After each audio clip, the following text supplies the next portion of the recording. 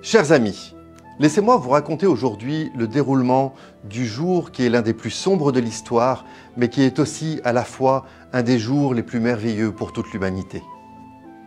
Beaucoup d'événements vont se passer ce vendredi saint, et ils vont conduire au point central de notre salut, c'est-à-dire la crucifixion de notre Seigneur Jésus-Christ.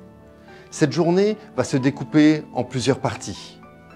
Premièrement, Jésus est arrêté au jardin de Gethsémani, après avoir passé un temps dans la prière. Il est trahi par Judas et ses disciples l'abandonnent et se dispersent. Il est ensuite conduit devant les souverains sacrificateurs et le tribunal religieux nommé Sanhédrin. Malgré leurs manœuvres, ils n'arrivent pas à retenir des charges contre Jésus. Le souverain sacrificateur va finir par lui poser la question fatidique. « Je t'adjure par le Dieu vivant de nous dire si tu es le Christ, le Fils de Dieu. » Jésus va alors répondre « Tu l'as dit ». Trouvons cela dans Matthieu 26, les versets 63 et 64. Jésus est condamné à mort pour blasphème, pour avoir déclaré qu'il était Fils de Dieu. Cependant, à l'époque, seuls les Romains pouvaient exécuter cette sentence. À un autre endroit, dans la cour, Pierre à ce moment renie Jésus par 3 fois. Le coq chante, Pierre pleure amèrement. Tôt le matin, Jésus est alors emmené au gouverneur romain Ponce Pilate. Le Sanhédrin demande à Pilate l'exécution de la sentence, mais Pilate sent bien qu'il y a une manigance. Ponce Pilate va alors essayer d'épargner la vie de Jésus, contre qui il ne trouve rien à dire. Il l'envoie d'abord à Hérode, car Jésus vient de Galilée. Puis, comme chaque année à la même période, Pilate propose de libérer un prisonnier. La foule, manipulée par les chefs religieux, va préférer faire libérer Barabbas le meurtrier, au détriment de Jésus de Nazareth. Pilate va alors faire flageller Jésus. Mais malgré tout cela, le Sanhédrin ne s'en satisfait pas. Il veut la mort de Jésus et rien d'autre. Pilate se résigne.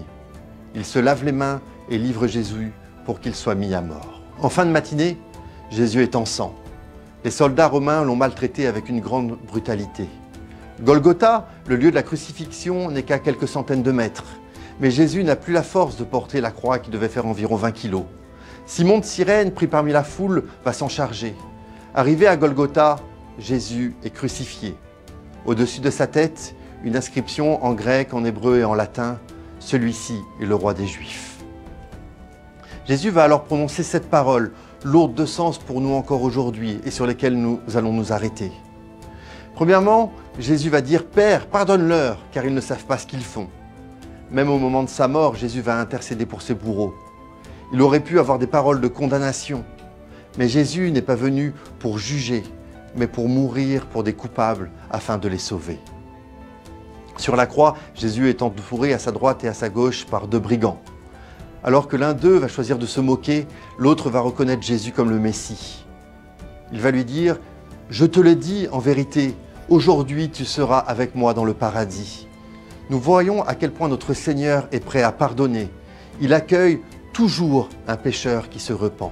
Même à l'article de la mort, Jésus se préoccupe des autres. On le voit ici qui pense à sa mère et fait des arrangements afin qu'elle ne manque de rien.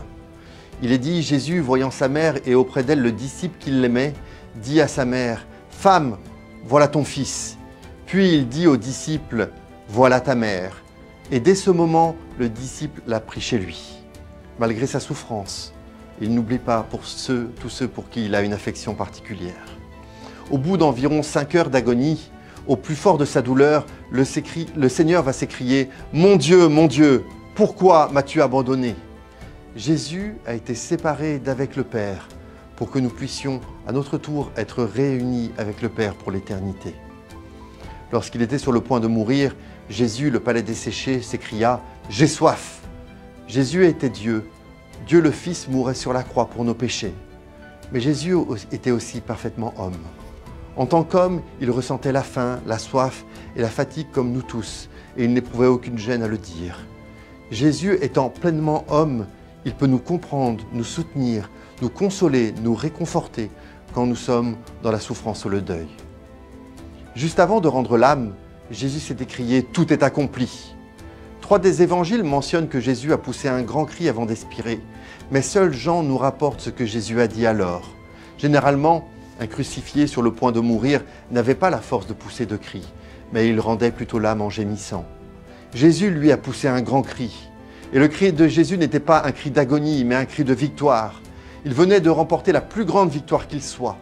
Par sa vie de parfaite obéissance à Dieu et par sa mort sur la croix, il venait d'ouvrir aux hommes les portes du ciel.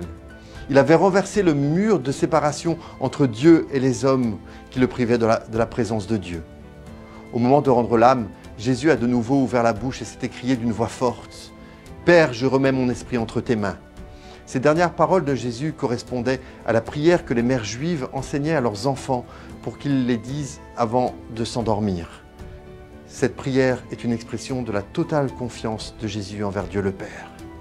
À travers ces paroles, nous voyons l'œuvre de salut parfaite accomplie par Jésus. Il a accompli pleinement les prophéties. Il a vécu parfaitement sans péché. Il nous ouvre le chemin d'une relation nouvelle avec le Père. Jésus va être descendu de la croix et mis au tombeau par 2 membres du Sanhédrin, Joseph d'Arimathée et Nicodème. Les femmes viendront après le sabbat pour l'embaumer dans 2 jours. Ainsi se termine cette journée du vendredi saint. Nous sommes stupéfaits de voir tout ce par quoi notre Seigneur est passé pour mourir sur la croix pour nous. Et notre seule réponse, c'est notre louange et notre adoration. Terminons par ces quelques versets que nous trouvons dans l'Épître aux Romains, au chapitre 5, les versets 6 à 8. « Car lorsque nous étions encore sans force, Christ, au temps marqué, est mort pour des impies. À peine mourrait-on pour un juste. Quelqu'un peut-être mourrait pour un homme de bien. Mais Dieu prouve son amour envers nous, en ce que, lorsque nous étions encore pécheurs, Christ est mort pour nous. »